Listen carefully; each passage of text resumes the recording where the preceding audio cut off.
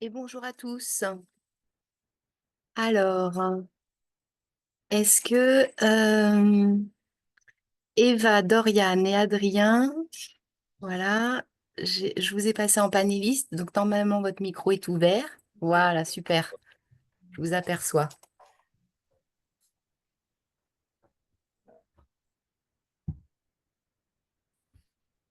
Bonjour, bonjour, bonjour à tous. Bonjour Est-ce Céline. que- Bonjour. Coucou Eva, Allô. Adrien est en train de faire les réglages.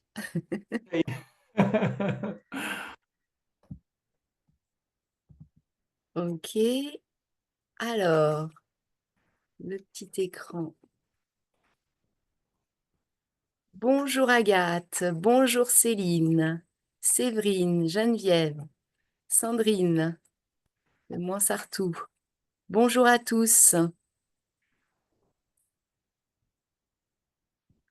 Alors, les collègues, est-ce que vous avez bien le diaporama à l'écran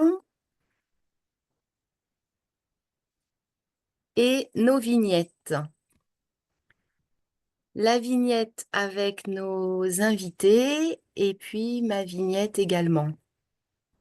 Coucou Marjorie, Armel, oui. Est-ce que au niveau du son, on est bon?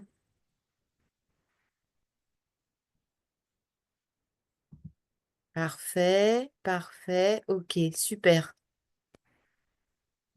Merci. Bonjour Roxane, merci. Ok, apparemment, on est pas mal. Adrien, est-ce que tu vois bien le diapo? Oui, je vois bien le diapo, Oui. mais c'est l'ordinateur qui me, Il te pose souci? ouais, c'est l'ordinateur qui me fait des siennes, là. Il n'est pas très content. Ah, ok. Euh, Alors, mais c'est plus une gêne pour nous que pour vous, à mon avis. bonjour Solène. Alexandre Pereira, bonjour Alexandre. Merci Alexandre de te connecter. Donc Alexandre du Canet, sur Cannes plutôt. Ok. Je vais faire un saut à chaque fois. Alors, si c'est bon pour vous, je vais commencer l'introduction. Adrien, c'est bon pour toi ou pas? Qu'est-ce qui te Oh, pose souci, Adrien? Si, si vraiment on a un souci, on a un autre ordi à côté, on essaiera de se connecter avec l'autre. Je, D'accord, je jette un coup d'œil histoire d'être sûr. d'accord, d'accord. Donc, les collègues, merci d'être là. Vous êtes déjà nombreux. Alors, ce nouveau flash pratique qui vient proposer donc la suite de celui du mois de mars où on avait reçu les collègues de Levins sur l'accueil inclusif mis en place dans cette commune. Alors, pour rappel, le flash pratique, il est proposé par l'association Happy End. Donc, Happy End qui accompagne des jeunes en situation de handicap, qui propose donc un accompagnement en collectif sur les vacances scolaires, qui propose aussi des accompagnements individuels chaque semaine, et puis des mini-séjours et des soirées aussi pour permettre aux jeunes en situation de handicap, surtout des jeunes majeurs, de pouvoir faire ce que tout jeune peut faire le vendredi soir avec ses amis, c'est-à-dire aller boire un verre, jouer au bowling, etc. Happy End, c'est aussi un pôle aidant pour les familles et pour les parents, pour leur permettre des temps de répit et également de l'accès aux droits, aux informations des différents ateliers. Et enfin, Happy End, c'est également le pôle ressources handicap, le PRH, qui, sur le département, vient soutenir, accompagner, sensibiliser tous les professionnels qui accueillent des enfants dans les structures ordinaires, des structures de la petite enfance, de l'enfance et de la jeunesse, et qui accueille dans ces structures ordinaires des enfants en situation de handicap. Donc, tous ces professionnels œuvrent pour favoriser l'inclusion dans les crèches, dans les périscolaires et dans les accueils de loisirs. On notera que le PRH est financé par la CAF et par la SDJES qui permet de proposer des actions qui sont gratuites aussi bien pour les agents des collectivités territoriales que pour les collectivités notamment. Voilà. Alors, il y a Armel qui me demande, est-ce possible d'avoir les anciens enregistrements des autres mois? Oui, bien sûr, tout est visionnable en replay aujourd'hui sur notre chaîne YouTube. Donc, vous avez 2 ans d'archives, des flashs pratiques avec différentes thématiques. Alors, pour le lien, Armel, n'hésitez pas à m'envoyer un petit mail sur la boîte mail du PRH et je vous transmettrai le lien d'accès à la chaîne YouTube.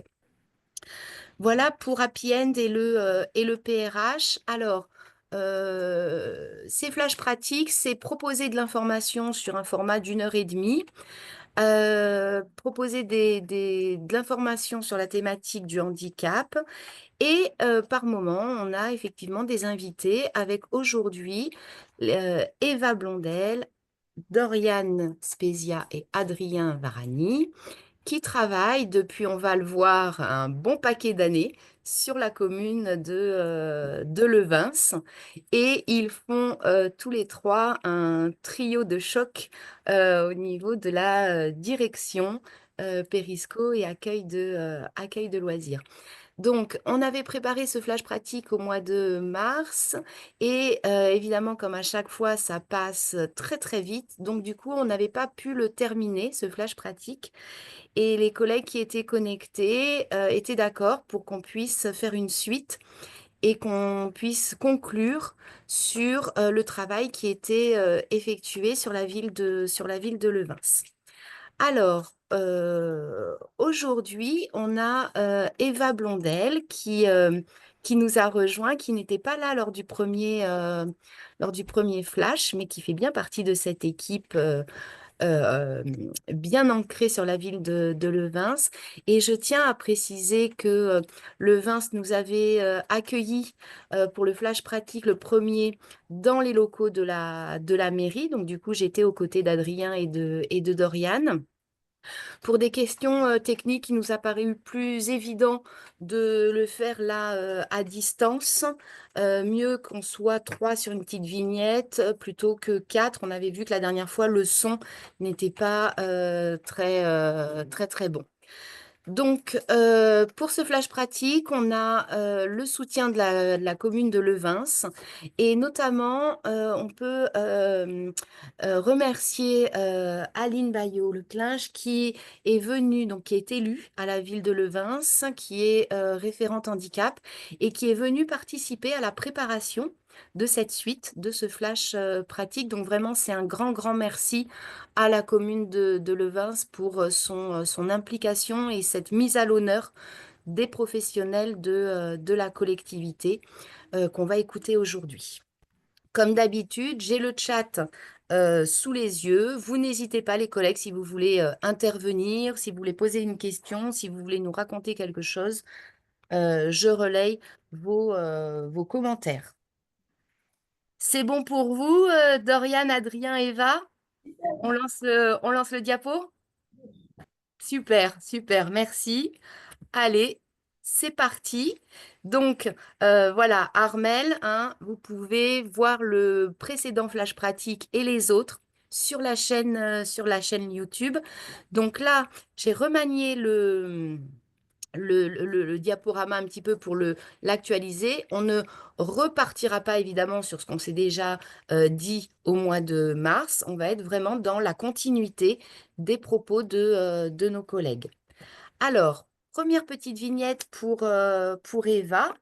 qui, comme Adrien et Dorian, a bien voulu nous parler un petit peu des grandes lignes de son parcours, parcours pro. Alors, Eva, pour lancer un peu les choses, donc on a bien là trois collègues. Si, alors, sous votre contrôle, hein, vous m'arrêtez si jamais il y a des coquilles ou des choses inexactes. J'ai compris en vous écoutant que vous travaillez ensemble depuis plus de 10 ans sur la commune de Levins. Eva depuis 2007, Adrien depuis 2010 et Dorian depuis 2014. On est bon? Eva, donc, elle est directrice périscolaire et ALSH côté maternelle. Et elle a le fil rouge de sa trajectoire professionnelle, c'est qu'elle a toujours voulu travailler avec les enfants et qu'elle est allée au bout de ses ambitions. Donc, Eva, est-ce que tu veux que je parle pour toi ou est-ce que tu veux nous faire les grandes lignes de ton parcours? Je veux bien que tu parles pour D'accord. Donc, Eva, tu as passé donc un bac pro, service à la personne. Donc, ta trajectoire était déjà bien décidée, hein. On est bien sur le service des autres. Et puis, tu as commencé donc une carrière dans l'animation. Il me semble au départ que tu étais sur Roquebrune, Menton. Menton, Menton. Menton, en tant qu'animatrice. Oui, Voilà. Ensuite, je ne sais plus si c'est là-bas que tu as commencé à être directrice adjointe. oui, j'ai fait l'été, j'étais directrice adjointe au bout de quelques années à Menton. Après, j'ai passé mon BTEP, qui est l'ancien BPGEPS, et j'ai fait une année à Roquebrune-Cap-Martin en tant que stagiaire parce que je voulais voir un peu comment ça se passait ailleurs. Et ensuite, j'ai eu mon diplôme. J'ai un peu fait Saint-André-de-la-Roche avec le CIVOD. Sur Oui. Menton, faire un remplacement d'un an. Et après, j'ai eu l'opportunité d'avoir un vrai poste de direction à Levins en 2007. Voilà, Voilà, d'accord.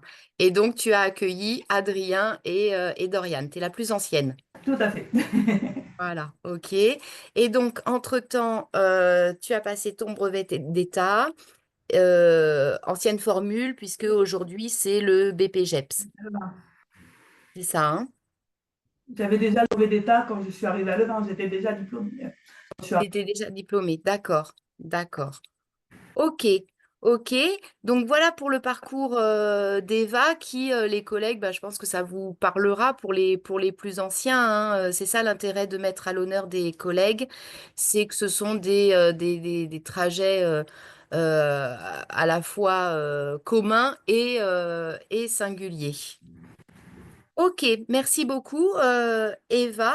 Alors, j'ai Tatiana qui dit que, il n'y a pas d'image ni de son de notre côté. C'est normal? Non, ce n'est pas normal. Normalement, vous devez avoir, vu que là, tous les collègues visiblement nous captent bien. Tatiana, je suppose qu'il y a quelque chose de votre côté, peut-être la caméra qui n'est pas allumée ou le son qui n'est pas activé. Je ne peux pas vous dire. Tenez-nous au courant, Tatiana, pour nous dire si vous avez réussi à nous entendre. Alors, on reprend ce flash pratique, le diaporama, avec l'accueil inclusif à Levins. On avait déjà vu, hein, les concentrateurs, des supports pédagogiques, éducatifs qui permettent de prendre en charge les débordements quand on a besoin d'attention de la part d'un enfant. Ça aussi, j'ai trouvé que c'était très, très justement formulé. Puisque là, du coup, c'est pas que l'enfant en situation de handicap, hein, avec les groupes en général, il faut régulièrement dans la journée, effectivement, avoir l'attention de tout le monde. Et du coup, les collègues ont mis en place des concentrateurs qu'on avait évoqués la dernière fois. On avait parlé de la médiation animale également. On avait parlé donc du projet qui est mis en place, hein, avec le livret d'accueil, l'entretien parent, les passerelles éducatives pour créer des ponts entre les accueils. On avait vu aussi le yoga qui avait été mis en place depuis peu de temps, les fameuses cabanes. Et donc, il nous restait les îlots de sérénité en maternelle. Alors, on va en reparler. On n'a pas utilisé cette formulation quand on s'est rencontrés pour la préparation de ce flash. Donc, vous allez me dire, les collègues, si c'est toujours d'actualité, si vous les appelez comme ça. Les îlots de sérénité en maternelle, les espaces d'inspiration sensorielle que vous avez mis en place et les mâles pédagogiques. Alors, hop. Alors, la malle Snozelen, donc ça c'est la petite plaquette de présentation faite par Doriane. Et Dorian, du coup, je vais te laisser la parole. On l'avait évoqué, on avait évoqué les supports sensoriels la dernière fois, mais on n'en avait pas parlé en termes de mal. Et de ce que j'ai compris quand je suis revenue la semaine dernière, c'est que tu as mis en place plusieurs malles. Ça. C'est ça. En fait, donc, on a reçu une commande de matériel de chez Optoys autour de la sensorialité et des enfants à besoins spécifiques. Et lorsqu'on a reçu cette malle, Adrien m'avait demandé à ce que avant la mise à disposition par l'équipe auprès des enfants, on est cadré, il m'avait défini des critères sur l'usage, sur la temporalité, sur la responsabilité, etc. Donc, j'avais produit le document que tu présentes à nos collègues à l'écran. Et ce document, en fait, je l'ai imprimé, je l'ai plastifié, je l'ai collé sur le couvercle de la malle. C'est un petit résumé, mais ça présente les objets qui sont dedans, la méthodologie, l'engagement de chacun et un peu, comment dirais-je, le contexte d'usage. Voilà. Ok, ok. Et combien il y a de mâles, Dorian? 3, on en a 3 parce qu'en fait, aux vacances, Eva, elle t'en parlera mieux que moi, a mis en place dans l'école maternelle un espace Neuseeland. Elle a réussi à se faire ouvrir une salle, un dortoir, je crois, qu'elle a transformé avec son matériel. Or, nous, à l'école élémentaire, tu as vu nos locaux, tu as vu notre Oui. contexte, c'est extrêmement compliqué. Donc, il faut qu'on trouve du nomade. Nous, pour l'instant, on est un petit peu cantonné aux nomades. Peut-être que par la suite, vous nous ouvrirez un espace, mais l'avantage de la malle, c'est qu'elle est transportable. Donc, à la limite, si le groupe devait, pour X raisons, changer de salle, il déplace tout avec lui. D'accord, d'accord. Et donc, tu le mets bien là dans ta présentation de la malle. C'est bien, alors tu mets pour encadrer les 15 minutes de silence du temps calme méridien en proposant du matériel adapté. Ces objets ont pour but de vous permettre d'avoir l'attention des enfants pendant les rassemblements ou la communication des consignes. Alors, je vois dans la boîte des concentrateurs 2 bâtons de pluie, un sablier, 3 tubes pop-up à étirer. Est-ce que tu peux nous dire ça, ce que c'est? C'est une sorte de tuyau qui fait comme un accordéon. Il est resserré et lorsque tu tires aux extrémités, il s'agrandit. Tu vois, ça fait une sorte d'accordéon. D'accord, d'accord, ok. Et comment vous faites alors exactement? Alors en fait, nous, avec Adrien et Eva, après le repas de midi, on a défini un critère qui nous semble important sur lequel on ne déroge pas, c'est l'apprentissage et le ressourcement par le silence. Le monde dans lequel les enfants évoluent est extrêmement bruyant, extrêmement agité. Si on fait soi-même l'expérience de voir combien de moments dans sa journée, on a de silence complet, c'est rarissime. Les enfants, ils sortent de cantines sursonorisées, d'agitation. Le bruit et le son sont constants dans l'univers des enfants. Donc, nous, on a choisi un critère qui est l'apprentissage du silence pour pouvoir se recentrer en soi-même. Et en fait, au moment du temps calme, les enfants ont 15 minutes de silence.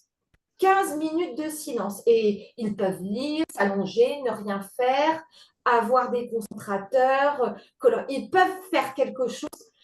Ils peuvent être debout, enfin, qu'importe, mais la seule chose qu'on leur demande, c'est ce silence. Et pour obtenir ce silence, eh bien, certains enfants, beaucoup prennent un livre coloré, enfin voilà, mais il y a des enfants pour lesquels ce silence a besoin d'être accompagné. Donc, on a des objets à disposition qui vont lui permettre, en fait, par, on va dire, par un usage, par la manipulation, de pouvoir lui-même se taire. D'accord, d'accord. Et à ce moment-là, vous avez des groupes de combien alors? Ils sont en groupe complet.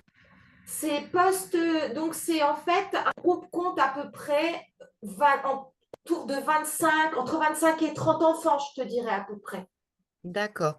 Parce que ma question, c'est voilà, le groupe le plus important que vous ayez eu avec cette expérience-là, par rapport à des collègues qui ont des grands groupes dans certains endroits, vous avez pu l'expérimenter avec du grand groupe.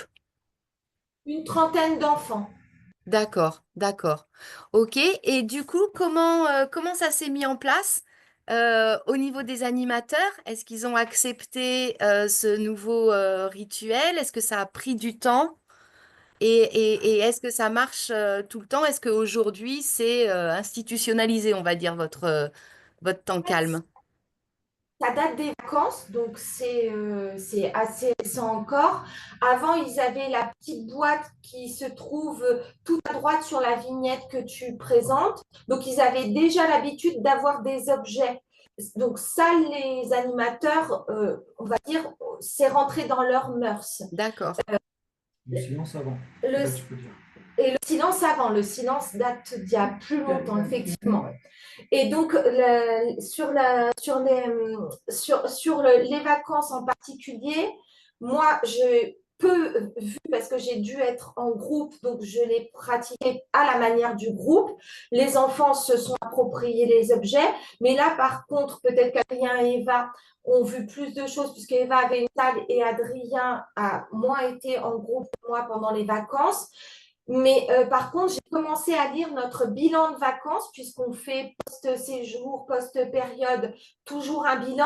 Et c'est largement mentionné par les animateurs avec un niveau d'appréciation que je peux d'ores et déjà, c'est un peu une exclue pour mes collègues, puisque c'est moi qui dois faire la synthèse des 14 bilans de l'équipe. En fait, c'est mentionné en LM, mais c'est une valeur ajoutée majeure en matière grâce à l'espace dédié. Voilà. d'accord, d'accord, Donc, ça veut d'accord. Ça veut dire que avant, on était sur installer ce silence simplement avec de la consigne verbale, c'est Oui, ça. Et aujourd'hui, on est sur la même demande auprès des enfants, mais à l'aide de supports, soit à manipuler, soit qui attirent l'attention et qui les apaisent, c'est ça? Ok, exactement. Demander le silence, comme pour être sûr que ce soit bien compris, on autorisait les enfants à avoir des activités. C'est Alors ça. forcément, il y avait un choix des activités, on essaye de choisir des activités qui sont compatibles avec le fait de demander le silence aux enfants. Les concentrateurs viennent se rajouter aux possibilités qui sont données aux enfants lors du temps calme. Et aussi, on parle de communication non verbale, c'est-à-dire qu'ils ont le droit de communiquer par geste. Hein. Ce n'est pas non-communication, hein. C'est vraiment le silence et on trouve d'autres méthodes aussi de communication. Je parle pour l'élémentaire, hein. Sur la maternelle, c'est encore une autre chose. oui, oui. Mais ça veut dire quand même que de votre longue expérience, parce que vous avez quand même une longue expérience tous les trois dans l'animation, là, vous avez assisté à un virage au niveau de la pratique. C'est-à-dire que vous êtes parti de la pratique où on demande aux enfants, on pose telle et telle consigne, mais sans tiers, à aujourd'hui il y a du tiers qui favorise justement le fait d'attirer l'attention des enfants. C'est ça. En fait, on essaye d'assister la demande qu'on a formulée, puisque souvent on fait ça en fait. Nous, on essaye de voir notre plus petit dénominateur commun qui soit le plus facile à transférer vis-à-vis de l'équipe. Donc, nous, on a beaucoup de dénominateurs communs, mais on essaye de voir celui sur lequel on aura le plus de possibilités à ancrer la pratique. Voilà. Et il est vrai que de toute façon, post-déjeuner, on est tous dans un moment où on a envie d'être dans un espèce d'îlot, même si le moment est bref, pour pouvoir tout souffler. Les animateurs s'assoient pour certains avec les enfants, colorient avec eux. Certains mettent de la musique. Il y a d'autres choses qui se font, même au-delà de ce que nous, on accompagne, si tu veux, qui font de la respiration. On a une collègue qui est partie récemment, elle faisait de la gym douce. Enfin, il peut se faire plein de choses en action. On peut avoir beaucoup d'actions, de mouvements. La seule critère, c'est le silence, tu vois. Oui, d'accord, d'accord, d'accord. Pour être avec les autres autrement, communiquer autrement. C'est très intéressant, hein. C'est très intéressant parce que on n'est pas sur le temps calme, on va dire à l'ancienne, où tout le monde s'assoit et reste quasiment immobile, ce qui est impossible pour la majorité des enfants et ceux qui ont besoin de bouger tout le temps, hein. On est bien sur une proposition là où ça peut bouger. Par contre, on demande de faire effectivement silence en soi et autour de nous. C'est ça. Mais D'accord. il peut y avoir des bruits, par exemple, je te dis, il y a beaucoup d'animes mettent de la SMR, mettent une histoire. Tu sais, les petites histoires que tu trouves sur, par exemple, on a une collègue qui est fan comme moi de Radio France et il y a, si tu vas dans les podcasts, il y a Oli, pour les petits, il y a les bestioles, les Odyssées, tout ça. Donc, ils sont très fans, les enfants adorent ça. D'accord. Et alors, quels sont les bénéfices que vous avez observés du coup? Alors, ce qui est certain, c'est que moi, par exemple, quand je les récupère le mercredi pour la médiation animale, le premier groupe que je récupère est toujours plus calme que celui qui vient après. C'est clair. Il est toujours plus tendu que celui que je prends après. Je dirais que c'est naturel, c'est normal, puisque après, ils sont en activité. Et donc, ils ont repris un jeu. S'ils sont dans un épervier et que je vais les emmener à la médiation animale, on se doute bien que transpirant, dégoulinant, ils ne sont pas pareils que quand ils viennent d'avoir leur temps de coloriage, de dessin. En plus, c'est 15 minutes. Après, derrière, ils ont entre 15 et 25 minutes où ils font leur jeu, où ils parlent, où ils papotent. Enfin, ils font leur petite vie de leur temps libre, hein, de leur moment à eux. Mais c'est clair que sortis du temps calme, les enfants sont différents, c'est certain. Et moi, je le vois à la médiation. Le groupe que j'amène à 14 heures, il est toujours beaucoup plus zen que celui que j'amène à 15. Voilà. Ah, c'est intéressant de pouvoir leur proposer ça et ce qui est pris, hein. On imagine bien là les effets, et les effets notamment au niveau du cerveau, que d'avoir pu profiter de ce temps de silence. Ok, Oui, ok, ok. le silence, c'est quelque chose qui s'apprend et qui peut Oui, s'entraîner. Et juste, je te dis une anecdote. Mercredi dernier, avec donc ma médiation animale du matin, on s'est mis dehors. Et avec Esther, donc notre partenaire, j'avais très peur parce que je me suis dit, ça fait longtemps qu'on n'a pas fait dehors. Je me suis dit, oulala, ça va pas être. Et en fait, il y avait plein de bruits parasites. Les enfants qui jouaient dans le jardin public, les petits de maternelle qui faisaient leurs activités. Les enfants murmuraient. Ils ont continué à faire.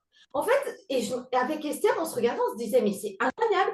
Ils ont ancré des comportements qu'ils arrivent à restituer dans un autre contexte.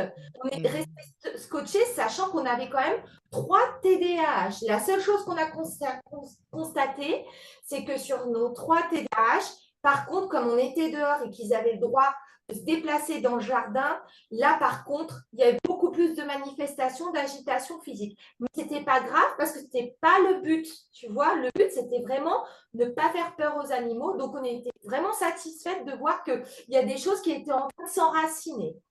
Super, super, super. Très bien. Merci. Merci, Doriane. Alors, du coup, on peut passer à la vignette suivante. Ah bah, celle-là, on l'avait déjà un petit peu parcourue, hein, Doriane, la dernière fois. Oui.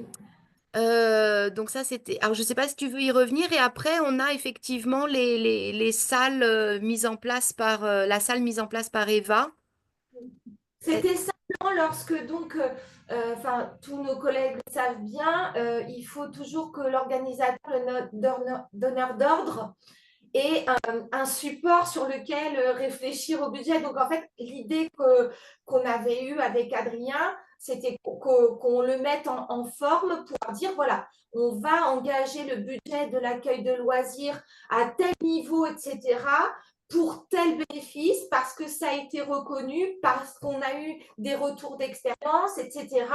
Donc, j'essaye quand même, moi je suis fan de Canva, hein, je n'ai pas honte de le dire, donc j'essaye toujours d'avoir des supports visuels à la fois agréables, ben, quand on fait une présentation, c'est quand même mieux, même vis-à-vis de mes collègues, parfois il y a je trouve des informations un peu pénibles qui passent mieux sur un support sympa.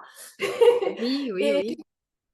c'était aussi que bah, nos élus, il faut se rappeler que nos élus ne sont pas des techniciens, etc. Bah, quand on fait un peu des trucs pratico-pratiques, ça permet de montrer aussi simplement bah, qu'est-ce qu'on fait avec les données publiques, pourquoi, comment, et avoir bah, avec des sommes, nous aussi pour budgéter. Voilà, c'était l'idée.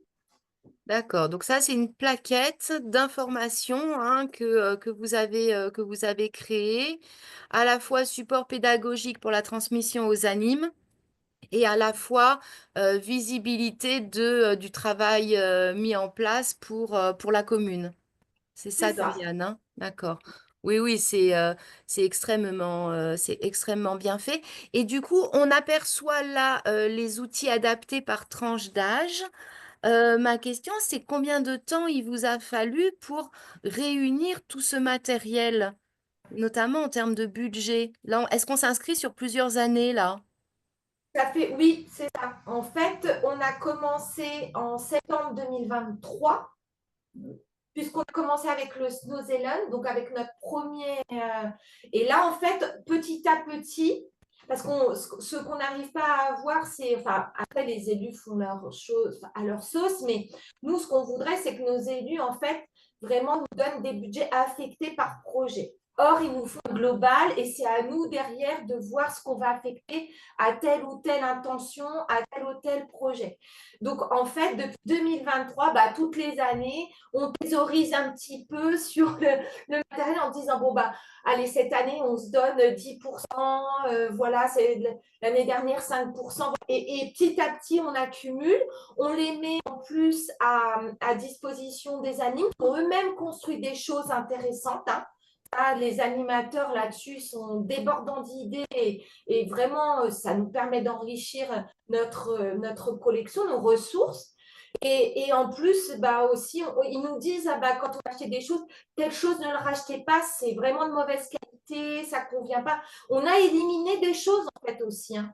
Et petit à petit, on essaye d'affiner notre on va dire, l'adaptation fine des objets dont on a besoin pour telle et telle observation portée sur les enfants. Ok, ok.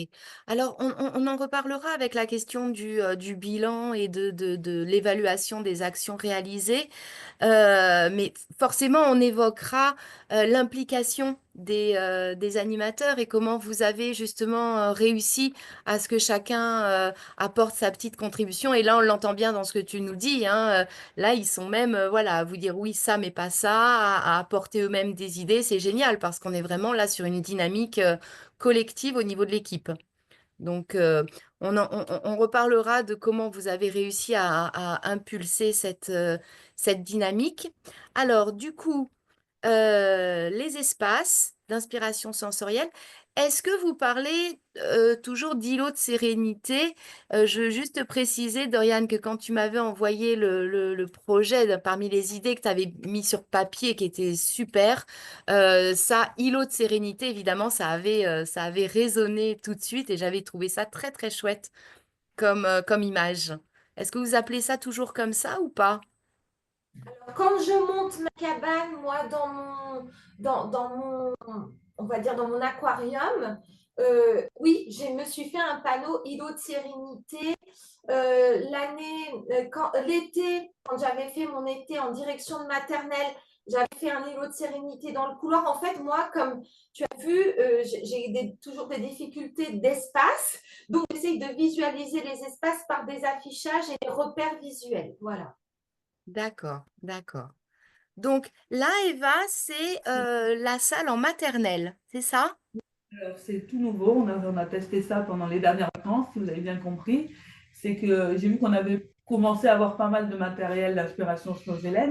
Et du coup, je me suis dit, purée, j'ai un dortoir qui ne sert pas. Je vais essayer de demander si je peux l'utiliser et vraiment créer pour le temps calme des 15 minutes dans la pénombre. Parce que là, en fait, la lumière, c'est juste l'aquarium tube et les lampes torches derrière. La deuxième semaine, j'ai une animatrice aussi qui avait ramené comment ça s'appelle? Vous savez, ça projette au plafond. Généralement, c'est pour les booms, mais on l'a réutilisé. Ça projette des étoiles ou des ronds.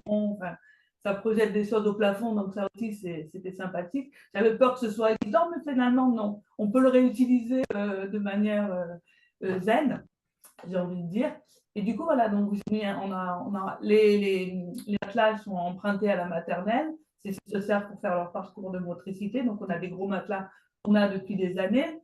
Donc, voilà, j'ai mis les matelas, j'ai mis les lumières. Donc, je disais, j'ai aussi les objets de concentration des mâles qu'on avait qui sont aussi à disposition. Et là, c'est 15 minutes où généralement, les dernières vacances, j'avais deux groupes d'une quinzaine d'enfants. Et Mhm. dans ces deux groupes, on coupait le groupe en deux et chaque groupe, ça faisait des groupes de 8-10 enfants qu'ils avaient chacun 15 minutes dans cette salle de sérénité. Ou sur la porte, j'ai donné deux consignes, on enlève les chaussures et un bonhomme avec le doigt sur la bouche pour dire c'est un espace où on n'a pas le droit de parler.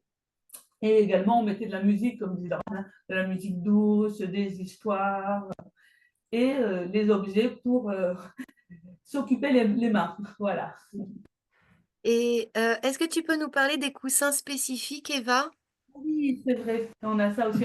On a je ne sais pas si on les voit sur les photos, c'est des coussins à triturer, c'est ça. C'est ça le nom. C'est un pochon avec des petites billes J'en ai un, je vais vous dedans. montrer. C'est très souple. Et en fait, on peut vraiment le déformer quand on le manipule. Je vais vous le montrer, en direct. Super. Voilà, c'est ça. C'est ça, ok. Et Ok. donc, 6, donc quand on arrive à avoir des petits groupes, puis ceux qui le veulent, donc ils prennent, et puis voilà, c'est très relaxant, c'est très sympa ça. Et très satisfaisant. Là, j'entends en termes de sensorialité, c'est très satisfaisant à manipuler. C'est ça. D'accord. Et le matériel, généralement, hein, j'ai mis la petite image, là, c'est Optoys. J'imagine que vous avez fait des devis, vous avez comparé, etc. Mais vous m'avez dit que c'était sur ce site-là que vous commandez le plus. Oui, parce qu'avant, on a commandé un peu chez Pichon, mais Pichon reste un fournisseur très, très cher. Et franchement, en termes de choix et de rapport qualité-prix, on a essayé aussi dans les choses un peu, enfin, vous voyez les sites de gamme, vous voyez d'Asie, etc. Je ne sais pas si on va dire des marques, mais ces objets étaient nuls en fait. Donc, on a préféré garder, on regarde un rapport qualité-prix et Optoys reste correct parmi tout ce qu'on a vu.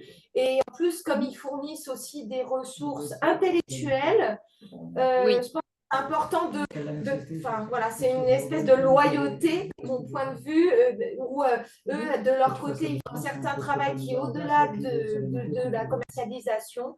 Donc voilà, Oui, oui, Optoys nous satisfait. tout cas, pour l'instant. Satisfait.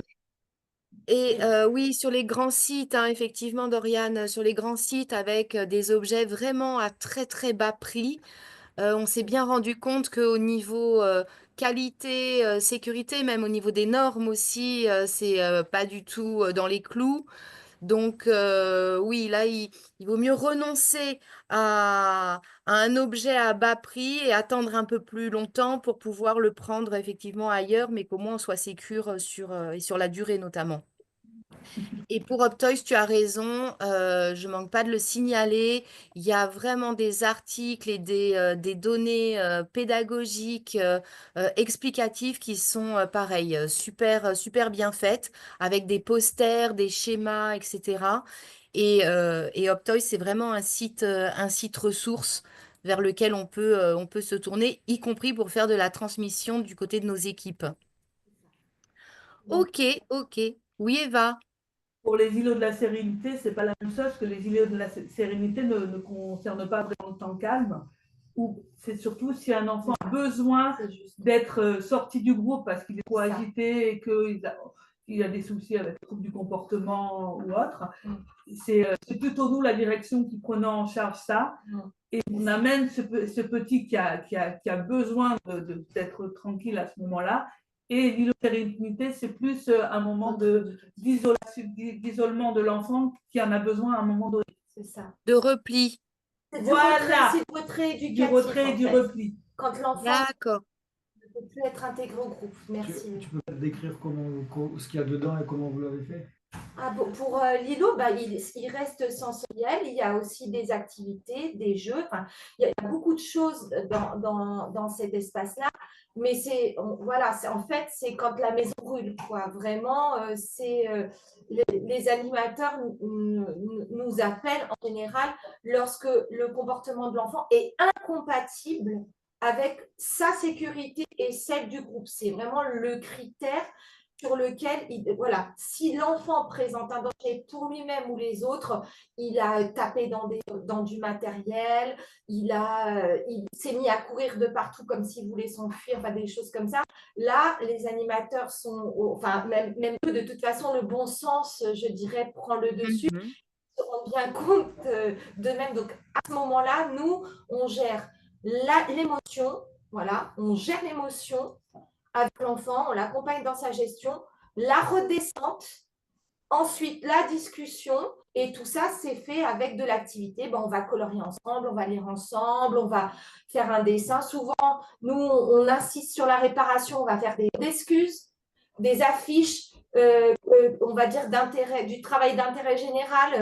Lorsque l'enfant a craché, cracher n'est pas propre, il va faire une affiche, on va la plastifier, etc. Puis on va mettre de partout des choses comme ça dans l'accueil. Voilà, et pour bien visualiser, l'îlot Sérénité, il faut le voir un peu comme une cabane. Ouais, c'est un peu une cabane. On trouve un endroit dans la salle. On essaye généralement de le mettre dans un espace qui se retrouve bien sûr pas au milieu de l'agitation, autant que possible en retrait. Et c'est vraiment une cabane.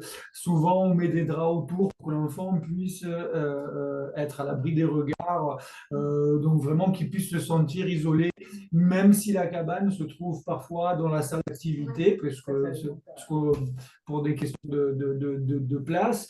Mais c'est vraiment une cabane. On essaie de mettre des draps, parfois des cartons qu'on décore, mais on essaie de faire en sorte que l'enfant ait un endroit où il soit à l'abri des regards, où il puisse vraiment se sentir isolé des regards et de tout ce qui lui a posé problème pour qu'il puisse redescendre. Voilà. Et oui, parce que les animateurs, ils ont une première intention, toujours. Hein. C'est eux, l'armée de terrain, hein, on va dire.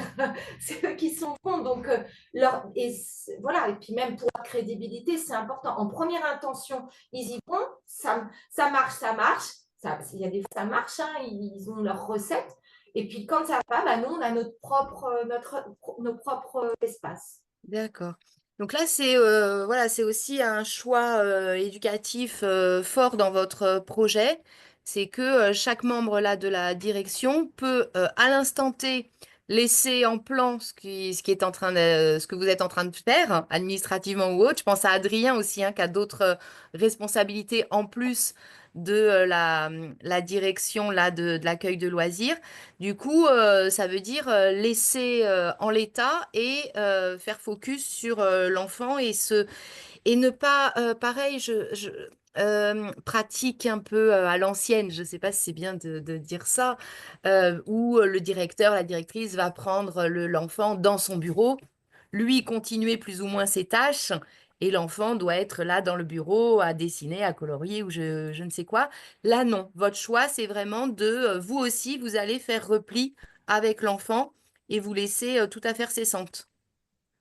Bah, ça reste toujours la mission du directeur sur un centre de loisirs, même si, comme tu l'as dit, bon, Eva et Dorian aussi peuvent être amenés à avoir d'autres tâches qui font qu'ils ont besoin parfois de s'isoler et de faire des choses. Mais c'est vrai que voilà, on ne peut pas oublier qu'on est là en premier lieu pour l'enfant, pour le fonctionnement du centre, pour le soutien de l'équipe, et que par ce biais-là, ben, on est amené à intervenir. Et pour nous, ce temps-là, voilà, il paraît normal dans Il notre est, démarche. oui, oui, oui, il est évident au niveau des valeurs, Adrien, c'est-à-dire que voilà, intellectuellement et dans le discours, on est évidemment d'accord que la direction est en soutien et en renfort d'équipe, mais après, dans les faits, c'est pas forcément évident de pouvoir l'appliquer. Là, par exemple, sur une semaine, vous êtes sollicité. Est-ce que vous pourriez quantifier ça, grosso modo? Combien de fois vous êtes sollicité, Moi, par j'ai l'équipe? fait 5 jours aux vacances d'avril et j'ai passé 3 jours euh, enfin, avec le public, et notamment le public à comportement problématique. D'accord, d'accord. Et, euh, et toi, Eva? Moi, en maternelle, entre les 10 jours, entre 3 et 5 fois, D'accord. où on m'a amené les enfants. Et Adrien? Alors, moi, un peu moins qu'Eva et Dorian, parce que après je pense que les animateurs, parce que j'ai souvent ils me disent souvent, ah mais t'es occupé, et je pense que en ce qui me concerne moi, parfois ils osent moins me solliciter, alors que je dis que c'est pas un problème et que ma priorité Mhm. reste le terrain, mais ça arrive parfois que je discute avec eux et qu'ils me font part d'une situation en fin de journée, que je leur dis, mais pourquoi tu ne m'as pas sollicité? Mais parce que j'ai vu que tu étais occupé, que tu avais un rendez-vous, et alors que moi, je dis toujours, ouais, si j'ai vraiment un impératif, un rendez-vous, il faut que je me déplace, le temps de faire aller-retour, je dis toujours à l'équipe de ne pas hésiter et de me solliciter, que je reste disponible et que je regarde toujours mon téléphone s'il y a des besoins. Mais j'ai le sentiment quand même qu'il faut un peu plus attention, ce qui est tout à leur honneur, mais malgré que voilà, j'insiste un peu, s'ils m'écoutent ou s'ils me réécouteront plus tard, n'hésitez pas à venir vers moi au même titre qu'Eva et Dorian. Voilà. Tu fais passer le message. Non, mais c'est intéressant au niveau du management et de la gestion d'équipe, hein. C'est que bah, c'est multifactoriel la façon dont qu'on a de travailler ensemble au sein d'une équipe et comment on instaure notamment une relation de confiance. Mais je pense que cette disponibilité et cette intention dans laquelle vous êtes, c'est-à-dire que vous êtes bien membre à part entière de l'équipe qui vient auprès de l'enfant quand c'est nécessaire, ne serait-ce juste que de savoir ça pour l'équipe, je pense que c'est très, très rassurant.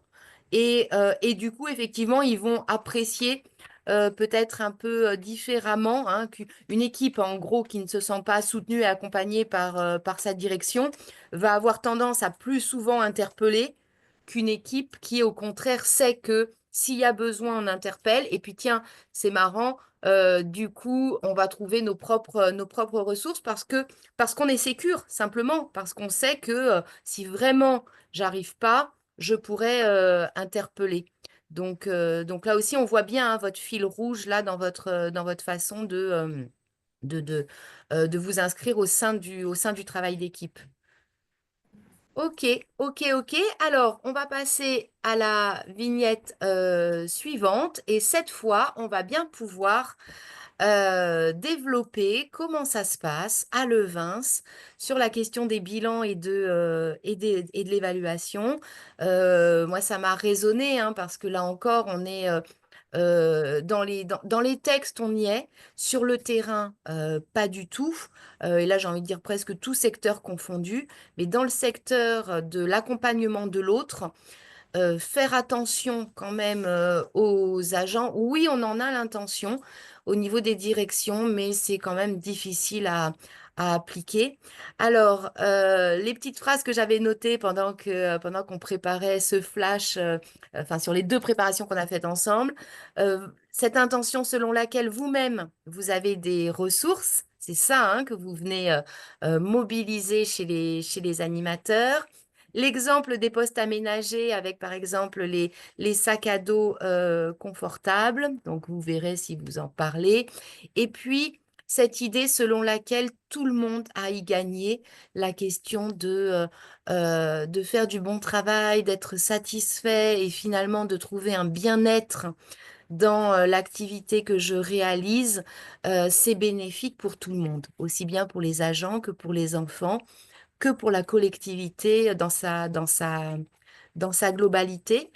Je sais pas, Dorian, est-ce que derrière, je sais pas si tu te souviens, on a mis les grilles que tu as proposées. Est-ce que tu veux que je passe la vignette? C'est toi qui vois, c'est comme tu préfères, Stéphanie. Est-ce qu'il y a quelque chose à dire sur cette première vignette? Écoute, t'as bien retenu les choses qu'on a dites quand on a discuté avec toi. Ok, donc voilà, évaluer son action et donc des grilles que tu as construites et proposées aux collègues. En fait, moi, déjà quand j'ai été animatrice, je prenais beaucoup de temps pour évaluer le travail que je faisais. Et j'avais peu de rétroaction. Ben, ils étaient que deux, ils étaient débordés. Et puis, voilà. Donc, le fait que j'entre dans l'équipe de direction, il est clair que pour Adrien et Eva, c'était quelque chose d'important. Et c'est la première chose sur laquelle ils ont voulu se concentrer. Maintenant qu'on est trois, on va pouvoir vraiment pouvoir mener des projets et en mesurer l'impact. Donc, c'est vraiment les premières choses sur lesquelles on a travaillé. Sachant qu'en parallèle de ça, je travaille avec Céline Faro, donc notre DRH, qui est aussi celle qui s'occupe du service de la jeunesse, qui travaillait sur le PEDT avec les limites de ses moyens n'étant pas sur le terrain. Donc, tout ce travail m'a permis d'agréger beaucoup de données qui nous ont permis d'évaluer le PEDT 2021-24 et donc de pouvoir nous projeter sur le suivant, en fait. Donc, l'évaluation, alors soyons clairs, on le fait beaucoup et ça reste quelque chose de compliqué. On incite beaucoup les agents à travailler leur propre capacité d'évaluation, leur auto-évaluation. La dernière chose qu'on a mis en place, nous, on est revenu avec Adrien et Eva, on avait un souhait commun. Lorsque nos stagiaires venaient en stage BAFA, Eva systématiquement leur demandait pour leur évaluation de compétences, d'organiser un grand jeu. Et on s'est dit, grâce à Eva, pourquoi on ne ferait pas systématiquement la même chose avec nos équipes, c'est-à-dire comment avoir le plus de transversalité possible, que le professionnel soit permanent ou saisonnier, soit novice ou confirmé, etc. Comment on arrive à donner l'impression que tout le monde travaille ensemble et œuvre à la même chose avec le même niveau, on va dire, pas le même niveau d'attente, bien sûr, mais en tout cas, le même niveau d'engagement et la même considération. Donc, on a mis maintenant, depuis les vacances de février, un grand jeu systématiquement par semaine. Et aux dernières vacances, on s'est aperçu que le défaut de pratique des grands jeux font que même des agents expérimentés oublient un peu comment on fait un grand jeu, en quoi ça ressemble à un grand jeu, le contenu, etc.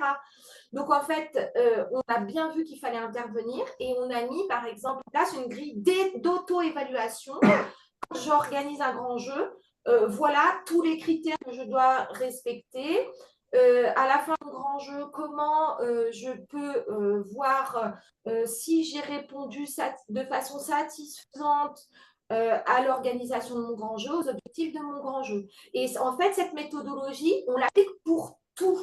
On l'a commencé à l'appliquer pour faire des bilans de séjour, donc pour voir aussi la progression entre les différents séjours qui avaient lieu, les différentes périodes de vacances, etc., qui avaient lieu. Ça nous permettait de voir quel projet était plus porteur pour les agents, pour les enfants, etc. Et on applique aussi ça à tout ce qu'on fait, la médiation animale. Donc, on fait une évaluation sur la médiation animale.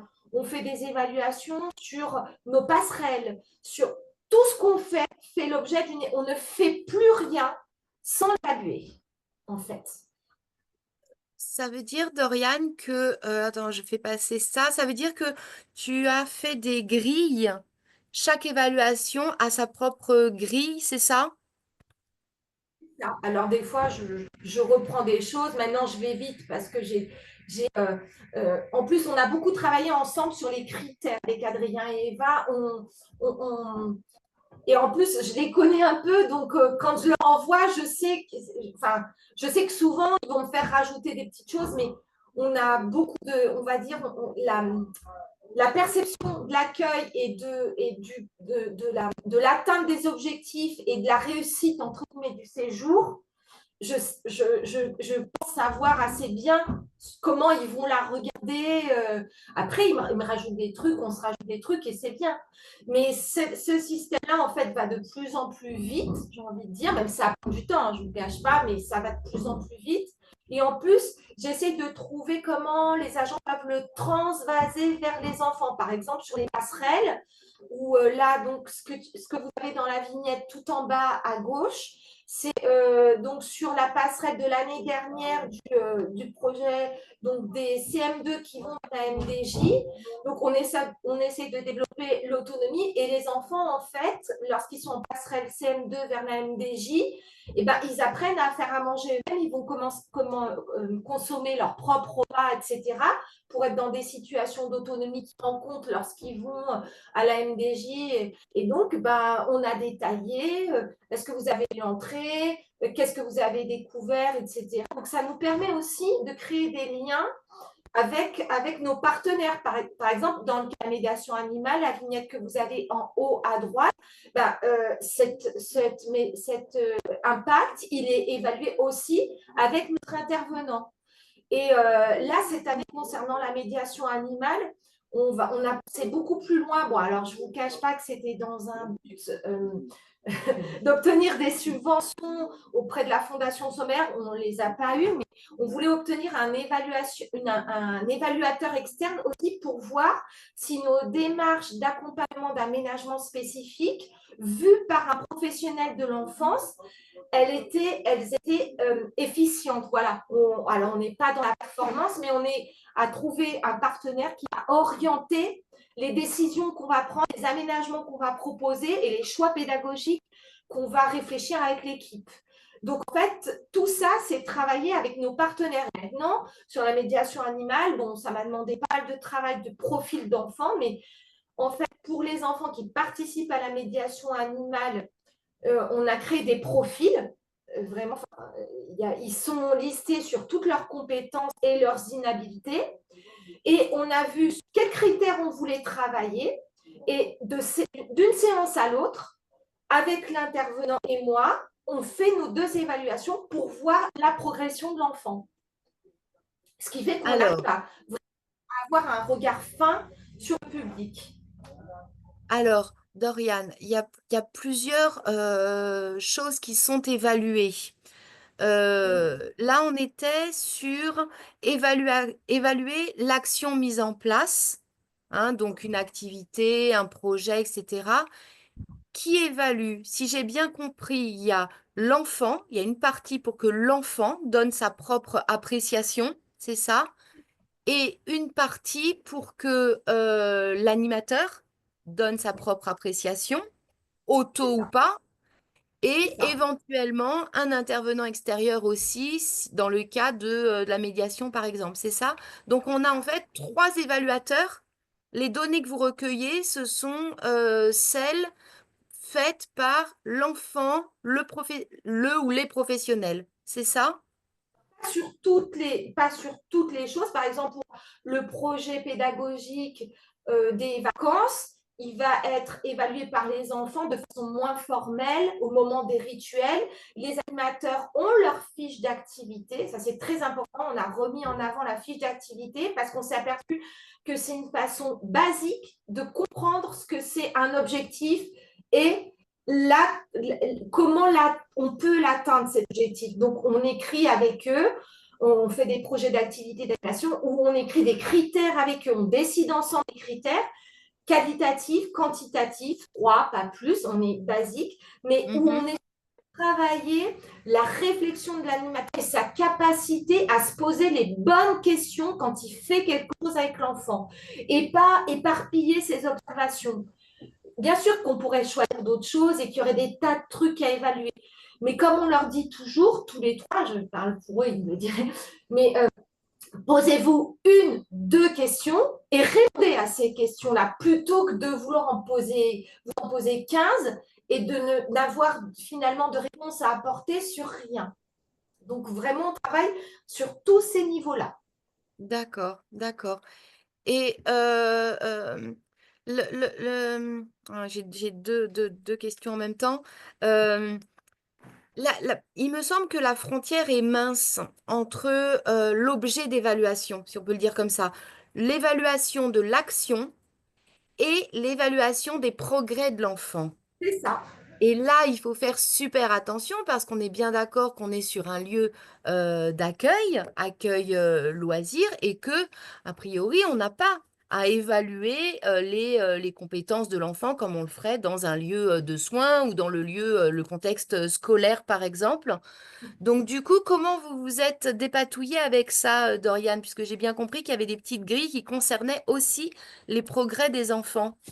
Alors, en fait, par rapport à les enfants, donc là, on parle d'enfants à besoins spécifiques, dont la majorité sont des enfants qui ont des notifications et pour lesquels on participe aux équipes aux ESS, en fait, aux équipes de suivi de scolarité.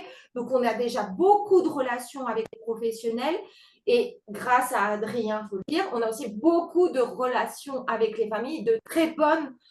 Honnêtement, on a des enfants à qui c'est plus compliqué la relation, surtout quand il n'y a pas eu comment dirais-je, de focus fait par un professionnel de santé sur leur enfant. On sent qu'il y a des petites choses. Bon. Mais quand les choses sont bien posées, on travaille vraiment bien en partenariat, ce qui fait qu'en fait, on arrive à obtenir de la part de tous ces partenaires les compétences sur quoi il faut faire travailler l'enfant. Par exemple, pour un enfant A qui a un TDAH et un enfant B, en parlant avec les ergos, les psychomotes, les neuropsy, etc., quand il y a les ESS, les profs, nous, on voit tous les champs à travailler et on le reporte sur notre lieu, en fait, sur notre contexte. Et on dit, ah là, l'enfant, il a une inhabilité sociale, par exemple, dans la gestion des émotions. Voilà. Donc, dans la gestion de la colère, notamment, c'est une chose qui revient. Eh bien, nous, nos critères, ils vont être que là-dessus. On ne fait pas des évaluations de neuropsy ou de Voilà. théâtre, pas du tout.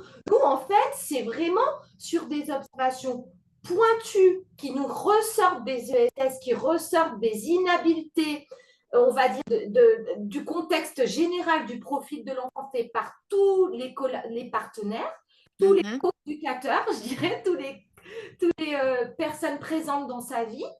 Et nous, on ne va pas s'occuper du champ psychiatre, enfin, ce n'est pas notre boulot. Nous, on va regarder, on sait l'enfant A, il a un gros problème de gestion de la colère ou de la joie, par exemple, voilà, ça le met dans une situation d'inhabilité comportementale, sociale, etc. Nous, dans le cadre de la médiation animale, ça, on le fait vraiment dans le cadre de la médiation animale. Hein.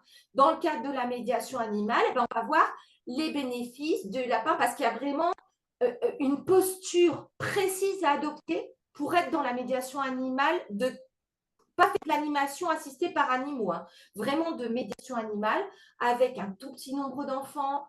Le niveau sonore est mesuré, c'est le murmure, les gestes sont mesurés, économie de gestes, économie de moyens, tout passe par beaucoup de non-verbal, etc. Donc, ce qui fait que ça nous permet vraiment de voir on va dire, la progression dans le comportement de l'enfant, dans sa gestion de la colère, par exemple. Alors, faut faire une parenthèse aussi, c'est-à-dire que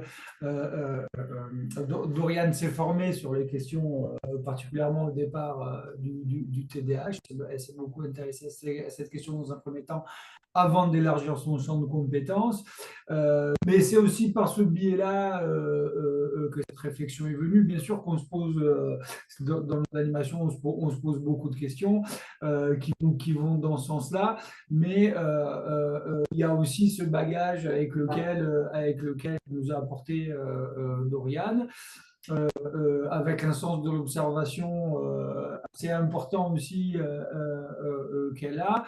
Et, et on a vu assez rapidement l'intérêt de se dire, on rencontre des problèmes qui se répètent dans une situation particulière avec un enfant, et du coup de se poser la question de bon, pourquoi on en est là? Qu'est-ce que l'environnement vient remuer chez cet enfant pour qu'il réagisse comme ça? Et quelles sont les caractéristiques de l'enfant qui font qu'il réagit comme ça à cette stimulation de ce qu'il y a autour de lui, et, euh, et de venir poser des choses et de dire, bon, il y a tel comportement sur lequel il faut qu'on agisse avec l'enfant, par quel biais on le fait, comment on s'y prend. Euh, donc aussi, voilà, il faut se dire voilà, ces compétences-là que nous a apporté Dorian nous ont aidé à avoir des réflexions dans ce sens-là, hein, aussi. Voilà. Oui, ça veut dire que c'est bien là de l'évaluation, on part et là aussi ça a moult répercussions et notamment celle d'être au service de l'observation. Ça affine encore davantage l'observation et du coup, Adrien, ce que tu dis, c'est que bah, ça vient encore préciser l'accompagnement qu'on va proposer à l'enfant. Parce qu'on observe précisément, bah, du coup, on va pouvoir ajuster, adapter Et l'accompagnement dans proposé par l'adulte. on est en train d'analyser parce qu'on fait un métier d'éducateur spécialisé, qu'on est dans un contexte Oui. particulier et qu'on a besoin de cette analyse-là parce que on n'est pas on n'est pas dans ce cadre-là, mais par contre, dans l'animation, on est forcément confronté à des comportements qui nous mettent en difficulté, qui mettent l'enfant en difficulté, voire le service en difficulté. Et on se pose toujours des questions de comment sortir de là, quoi proposer, que faire. Et c'est vrai que à un moment donné, dans notre cadre aussi, c'est un champ peut-être que l'animation pourrait peut-être un peu évoluer, donner un peu plus de bagage aux animateurs et aux directeurs aussi. C'est que ces questions-là, à un moment donné, doivent se poser.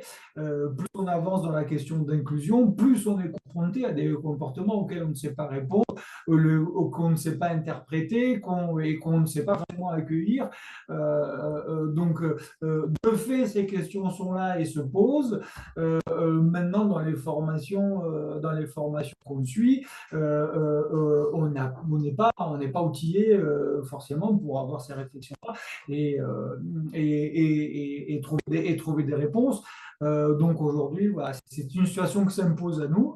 Et c'est très bien comme ça, il faut que les choses avancent, et je veux dire, il n'est pas question de remettre ça en question, mais de fait, voilà, par le biais de l'inclusion et la démocratisation de cette question-là, ben, on est confronté à ce type de questionnement, et voilà, et comment y répondre, ça peut être une vraie difficulté sur le temps de loisir.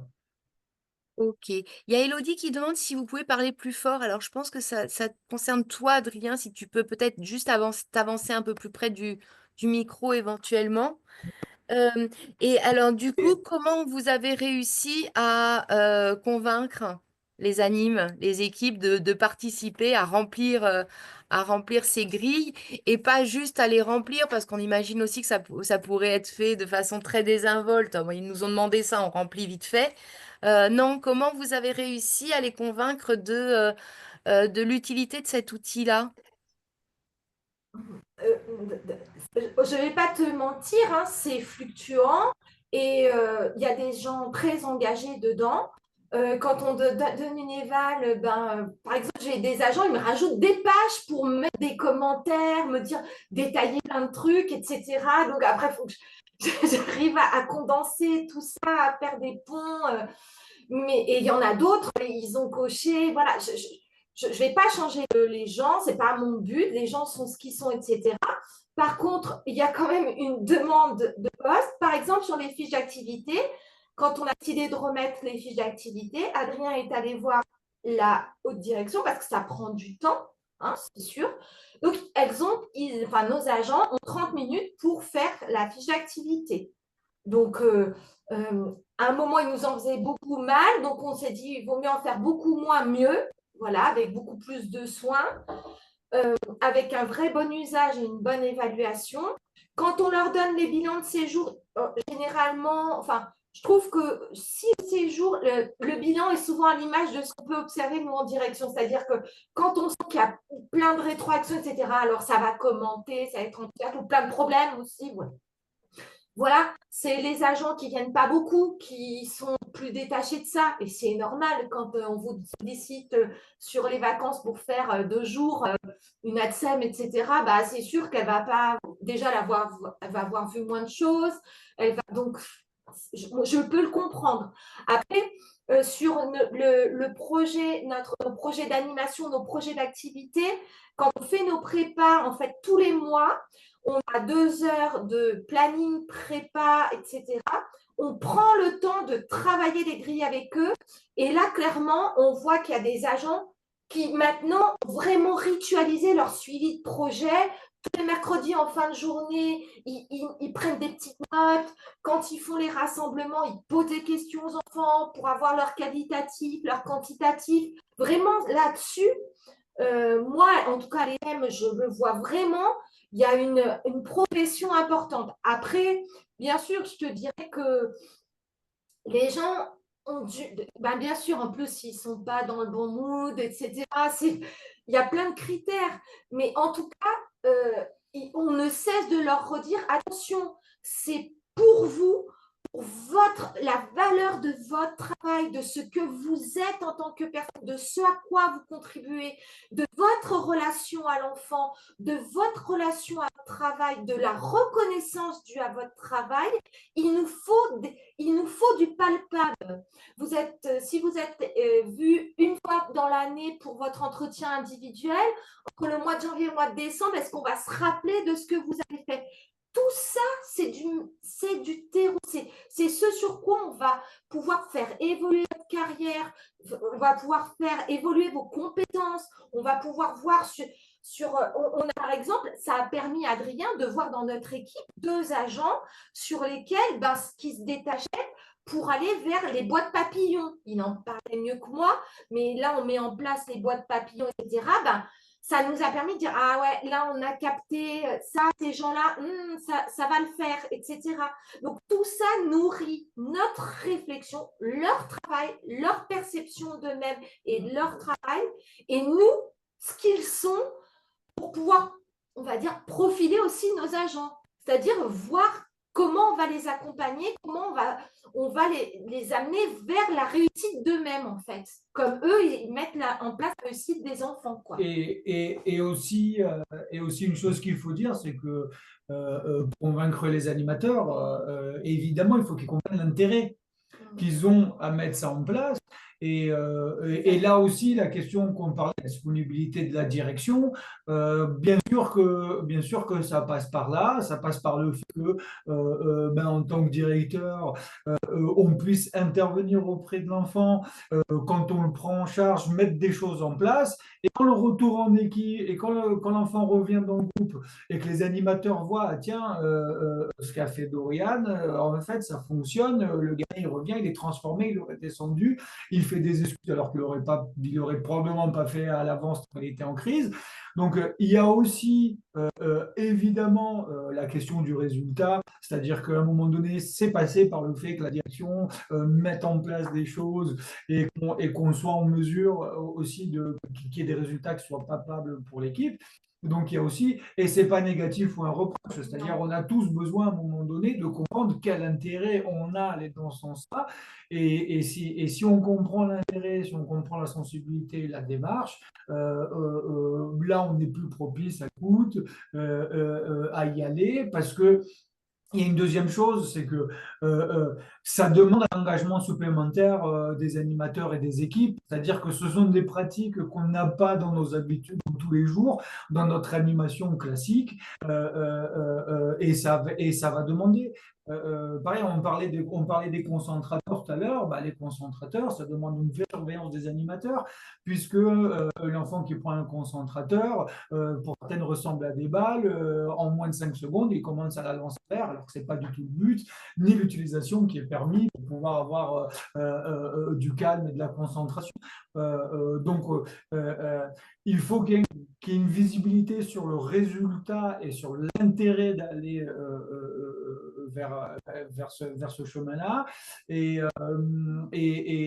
parce qu'il y a aussi l'engagement de l'animateur qui vient derrière. Donc, voilà, il faut qu'il soit convaincu de ce qu'il fait, sinon comme tout le monde, il n'y va pas. Exactement, oui. Du coup, ça fait on voit bien comme tout est lié et du coup, je passe à la vignette suivante qui est, il est bon de se rappeler que pour que les enfants se sentent bien, il faut que les professionnels se sentent bien. Et là, Adrien, tu disais, et surtout que les professionnels aient du sens, trouvent du sens, de l'utilité, de la satisfaction, là au fait effectivement d'accueillir les enfants. Est-ce que, alors, on a cette vignette-là et puis celle d'après, on l'a quand même glissé une petite vignette sur les parents, sur la façon que vous avez travaillé avec les parents. Donc, pour info, il est 10h45. Donc, il nous reste un petit quart d'heure. Libre à vous de pouvoir peut-être en dire quelque chose là sur la question effectivement du bien-être au travail du côté des animes et peut-être quelque chose sur comment vous faites concrètement avec les parents. Euh, J'aurais juste voulu, tu l'as bien dit, Doriane, tout à l'heure, hein, mais juste qu'on souligne encore un petit peu davantage le fait de valoriser le travail qui est fait. Et moi, pour traverser le département, évidemment, que je les croise, toutes ces petites mains, je nous appelle les petites mains, voilà, qui faisons vraiment un travail anodin, à la fois d'accueil ordinaire de la vie quotidienne des enfants et à la fois extrêmement précieux parce qu'effectivement, chaque fois qu'un enfant croise sur sa route des adultes bienveillants qui le prennent en considération, qui cherchent comment faire pour que ce soit le plus confortable possible dans sa journée, ça n'a pas de prix sur l'impact que l'adulte a sur l'enfant. Donc voilà, Doriane, juste sur ce petit fil-là, la question de valoriser ce travail dans lequel il y a une vraie expertise, hein. Pour moi, l'accompagnement des enfants dans le secteur de l'animation, il y a de l'expertise et on la voit, on la voit déjà chez vous et on la voit régulièrement chez les animateurs. Alors, en fait, quand on a construit le nouveau PEDT avec le bilan du PEDT précédent et des choses qui étaient restées en suspens, on avait tellement mis le focus sur l'enfant, ce qui est logique, hein, l'enfant c'est l'alpha et l'oméga, et les enfants en général, mais on aura beau tout faire pour que l'enfant aille bien, si les gens autour de lui ne vont pas bien, ça ne va pas passer. Donc, comme on avait déjà posé beaucoup de jalons grâce à l'évaluation, grâce à la fiche d'activité, nous, on ne cesse de dire à nos agents, mais ce que vous faites est important. Rien ne passe en perte et profit dans le travail. Alors, ce sera en bien, ce sera en mal parce qu'on est des humains et qu'il y a des erreurs. Mais il en sortira toujours quelque chose. Donc, qu'est-ce qu'on veut faire pousser là-dessus? Et donc, moi, j'avais suivi une formation grâce à l'Université Laval du Québec sur la reconnaissance au travail. Et d'ailleurs, si vous vous connectez actuellement, vous pouvez vous inscrire à cette c'est un MOOC, hein, c'est donc un cours gratuit, on va dire, et Massive Open Online Courses. Donc, c'est des modules et à la fin, vous pouvez vous faire attester. Et donc là, j'avais suivi cette première version il y a quelques temps. Je me suis réinscrite, ils ont fait une version augmentée. Et donc, dans ces modules, ils travaillaient vraiment ce que nous, on voulait, c'est-à-dire l'intérêt de la personne. Une organisation ne va bien que si les gens qui collaborent, ils vont bien. Donc là, on a acté ça dans le PEDT pour vraiment se donner une ambition. Et donc, sur 3 années, on va travailler sur la reconnaissance au travail par cette méthodologie, pour poser un diagnostic auprès de nos agents. Où est-ce qu'on en est? Comment on va se donner, parce que c'est une démarche qui n'est pas uniquement ascendante et descendante, elle est aussi transversale. Donc, comment on va se donner des signes de gratitude et de considération? Quels sont les signes de gratitude et de considération dont on a personnellement besoin, puisque la façon de percevoir la reconnaissance n'est pas la même que celle d'Eva, Adrien, etc.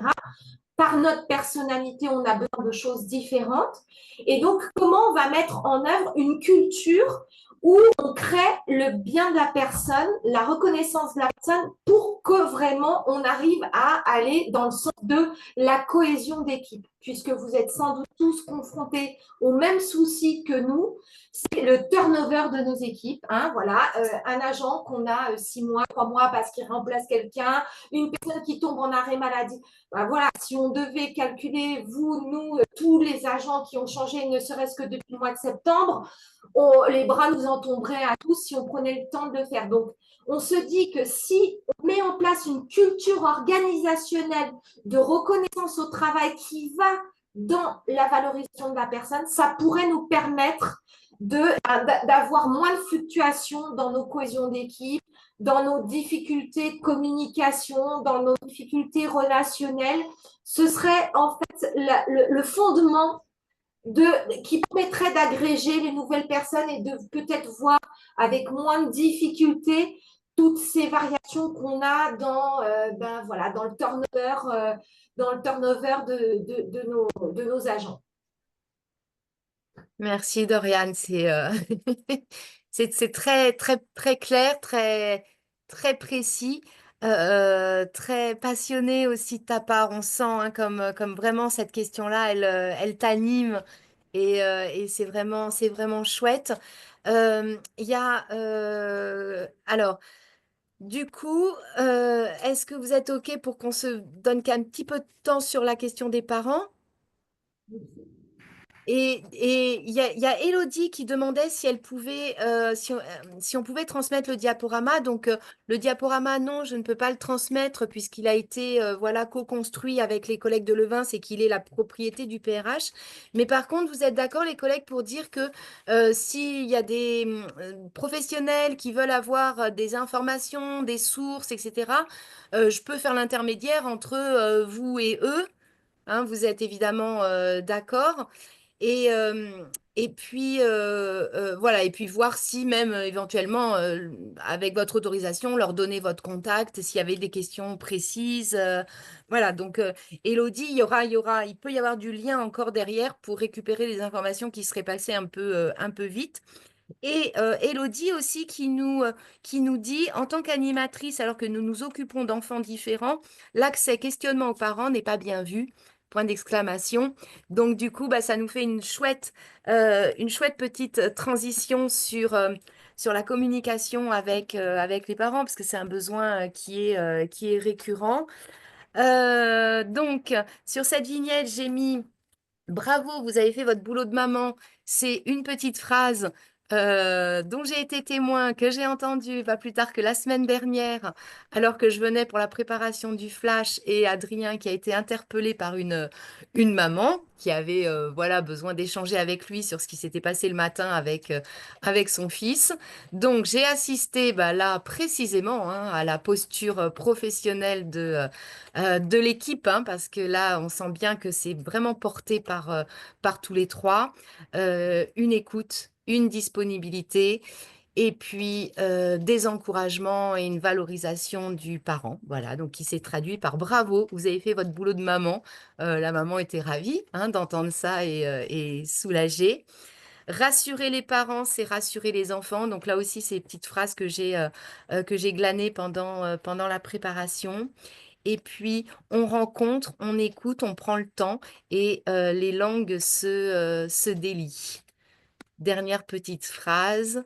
Pour nous, c'est une évidence, c'est normal. Ouais, oui, oui, je pense que ça résume bien notre état d'esprit ces phrases-là résument bien notre état d'esprit sur ces questions.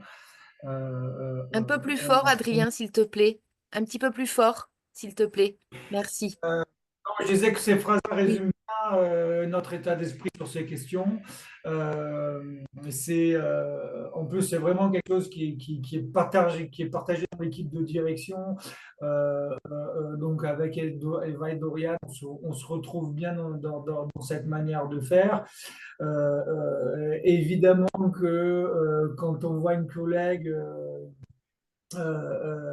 partager avec nous, si je comprends bien la phrase, que questionnement auprès des parents, si je dois la comprendre comme ça, n'est pas bien vu. Je, je, je, je, je peux imaginer les raisons qui peuvent amener à cette phase-là. Par contre, nous, on pratique tout le contraire. On part du principe que c'est l'ouverture aux parents, c'est la possibilité aux parents de s'exprimer, qui permet d'une part d'apaiser les tensions. Deuxième part, de rassembler un maximum d'informations en ce qui concerne les enfants et leurs difficultés, particulièrement pour les enfants à besoins spécifiques. Pas que les enfants différents, hein, ça c'est une question sur laquelle c'est important d'insister. Il y a des enfants qui ne sont pas diagnostiqués, qui nous posent des problèmes, mais la discussion avec les parents nous permet souvent d'avancer et de trouver quelques clés pour intervenir auprès de l'enfant. Là, pour les dernières vacances, il y a eu la volonté qui a été suivie par Madame Faro, notre responsable, et Monsieur le maire Antoine Véran, qui était de permettre aux parents d'accéder à la structure et de rentrer ou pour déposer ou pour chercher leurs enfants. Tout ça se faisant en accord avec la réglementation, bien sûr. Et on a eu des retours extrêmement positifs. On ne savait pas exactement comment allaient réagir les parents. On imaginait que ça allait plaire de pouvoir rentrer avec un regard sur les salles, sur ce qui s'y fait, l'endroit où l'enfant passe sa journée. Mais on a eu des retours vraiment très, très, très, très positifs. Là, d'ailleurs, bon, ça a été validé. On va passer un questionnaire aux parents.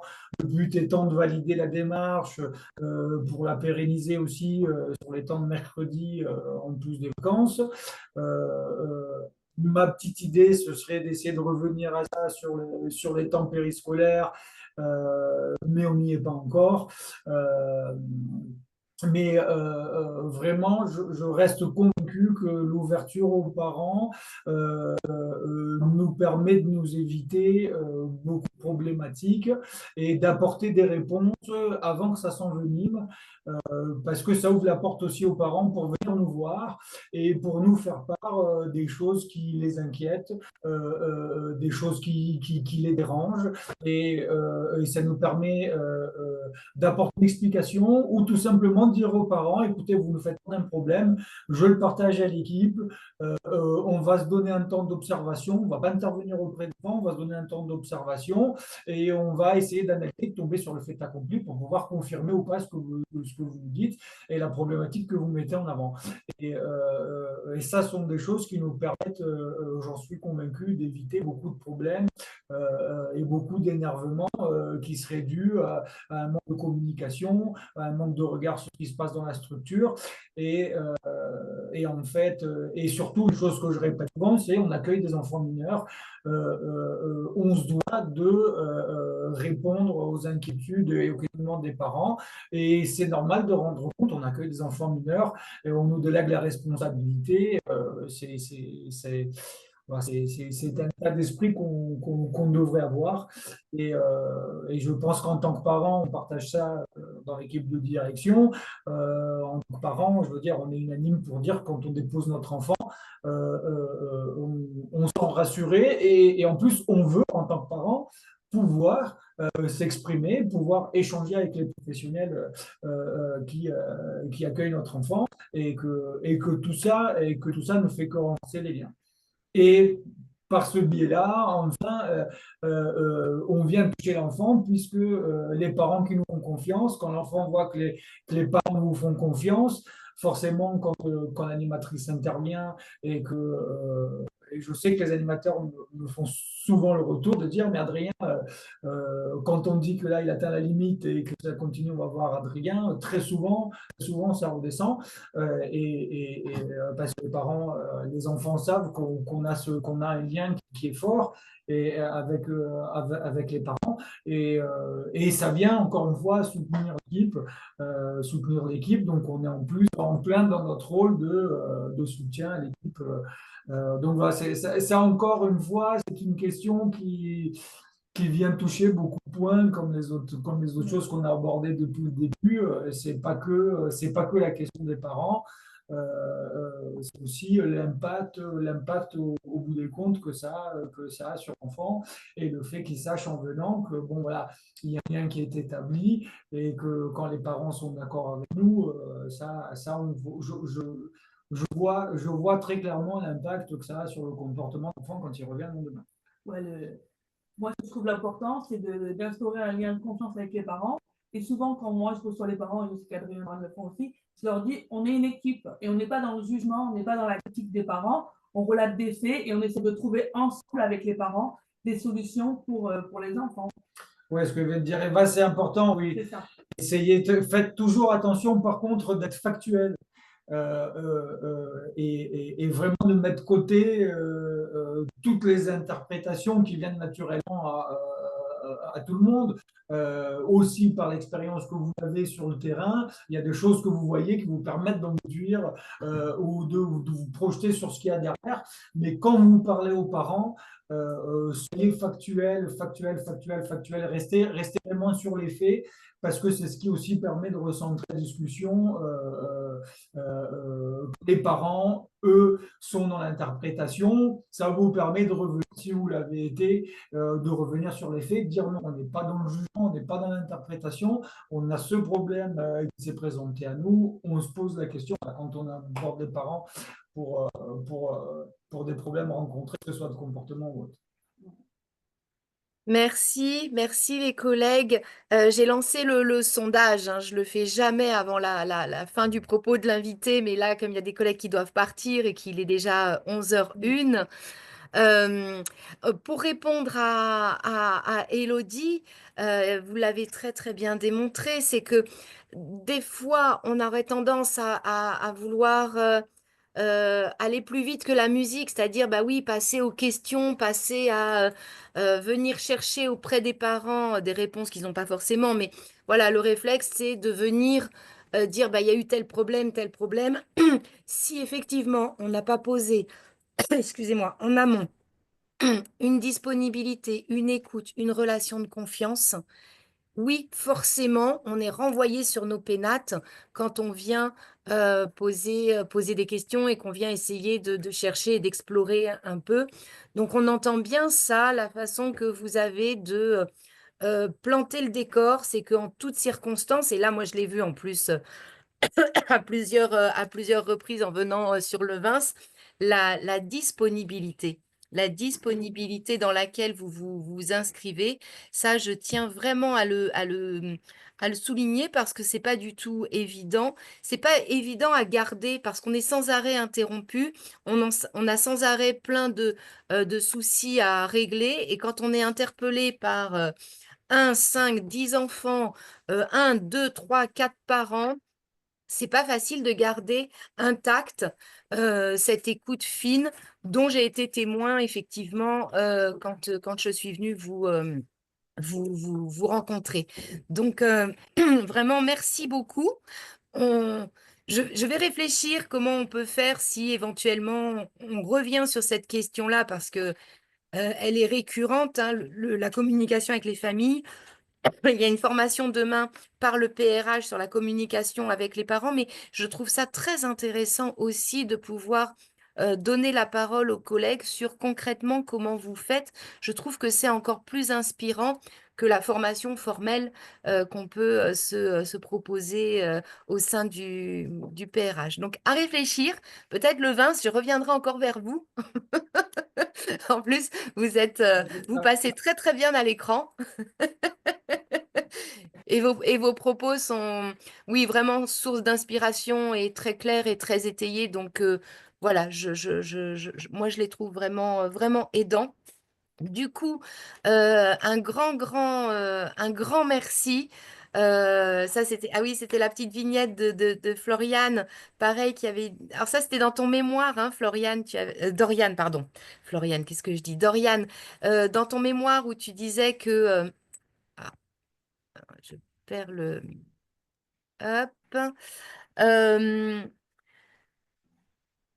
donc, tu remerciais tous les enfants. Un grand merci aux enfants qui avaient apporté leur petite pierre à l'édifice, représentant ma conception de ce que peut être l'animation inclusive et l'éducation populaire actuellement. Et pour toutes les fois où ils ont démonté l'édifice, un grand merci. Voilà, je crois que c'est ça aussi, hein, le propre de du travail de l'animation, c'est de pouvoir effectivement travailler avec moult profils, moult comportements inhabituels qui plus est, et notamment avec la question du handicap qui nous propose forcément des comportements auxquels on n'est pas du tout habitué.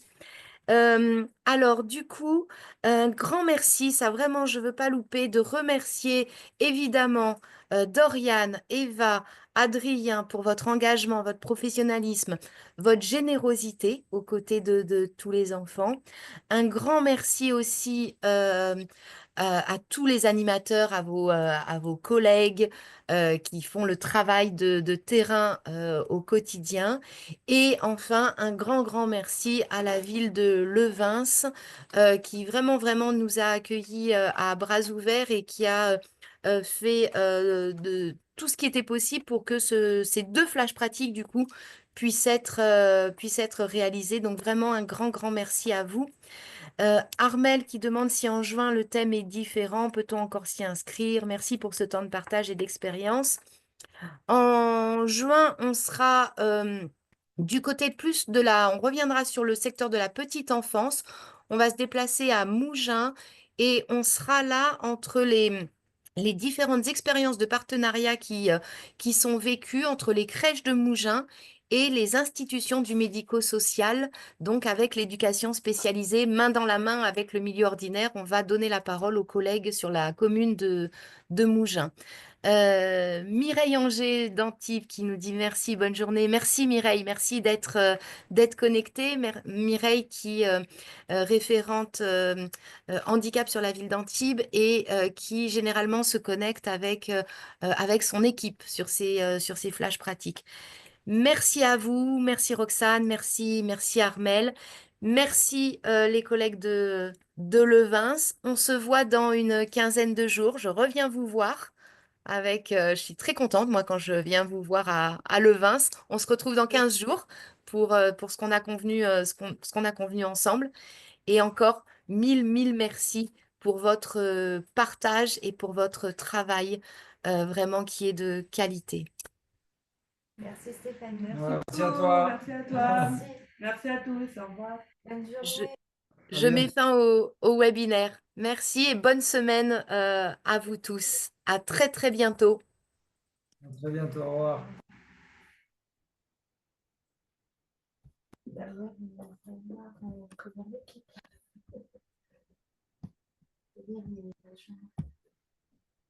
Ciao, ciao. Ciao, Merci, ciao, ciao. beaucoup. Merci. Ciao. Merci, merci. Alors, je ne sais plus comment on sort d'ici.